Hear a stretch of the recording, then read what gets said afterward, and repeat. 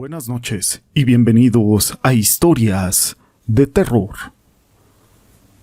Los hombres de hoy creemos que ya no tenemos mucho por conocer, que ya no hay nada nuevo que descubrir.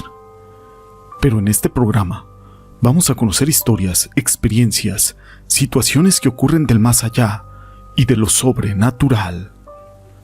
En el cementerio número 3 de Playa Ancha, en Valparaíso, Chile, se encuentra una tumba bastante peculiar.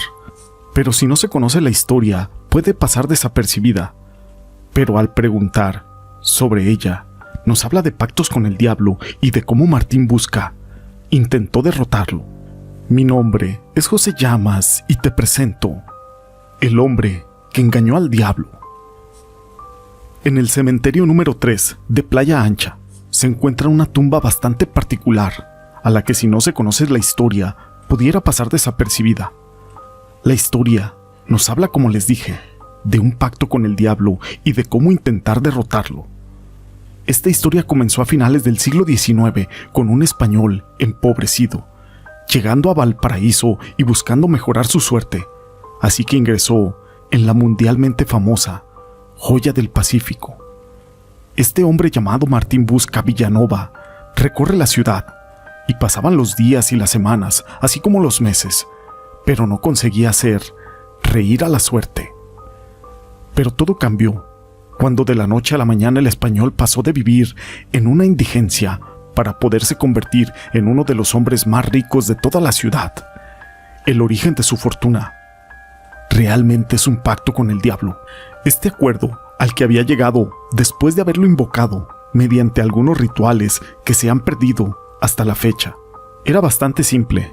El diablo le concedería todas las riquezas que Martín deseara a cambio de su alma, la que obtendría en el momento de su muerte y de que sus huesos tocaran la tierra. Así pasaron los años y don Martín se volvió un gran benefactor de todos sus amigos y de los pobres de la ciudad, por lo que se convirtió en uno de los porteños más queridos de su época. Sin embargo, el problema siempre rondaba su cabeza: su pacto con el diablo y cómo poder romper ese acuerdo. Siempre trataba de buscar una solución, así que le contó a su círculo más cercano dicho problema. Por la misma época, Martín se trasladó al valle de Casablanca, en donde los lugareños le contaban que una carroza negra, tirada por corceles negros, se acercaba a su casa a la mitad de la noche. Así que debido a este constante acoso del diablo, Martín decidió retornar al puerto donde conoció la fortuna, y cuenta la leyenda que uno de sus amigos, quien le dio la idea. Algunos otros dicen que él fue el propio Martín a quien se le ocurrió.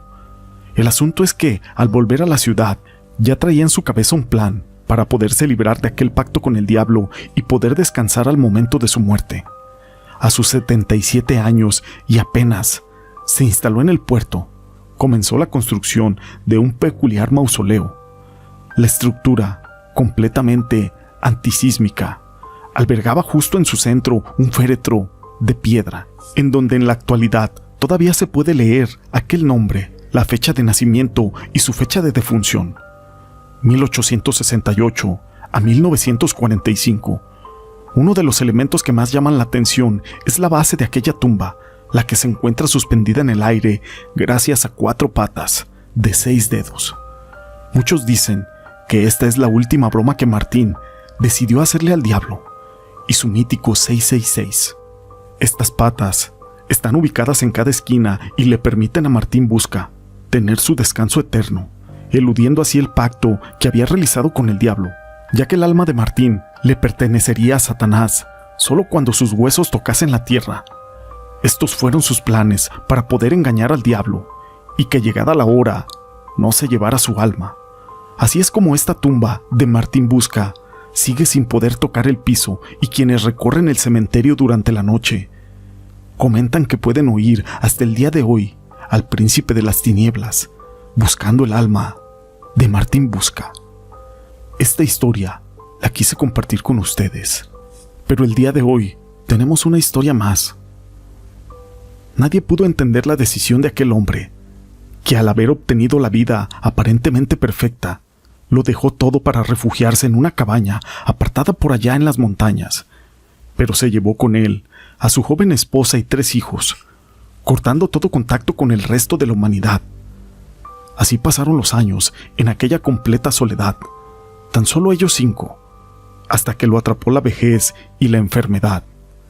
En su lecho de muerte, luchaba por tener el tiempo suficiente para poder contarle a sus hijos el terrible secreto que lo había llevado al éxito, aquel mismo que se convirtió también en la razón de su aislamiento.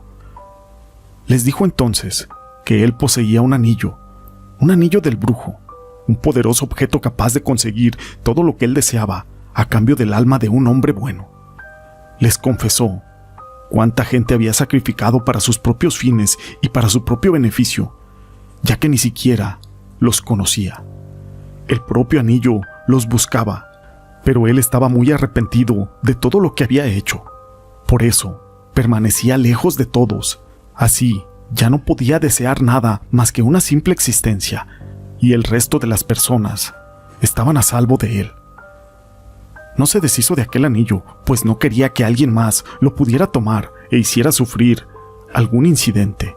Así que él mismo se había convertido en su guardián y esperaba que sus hijos siguieran su camino.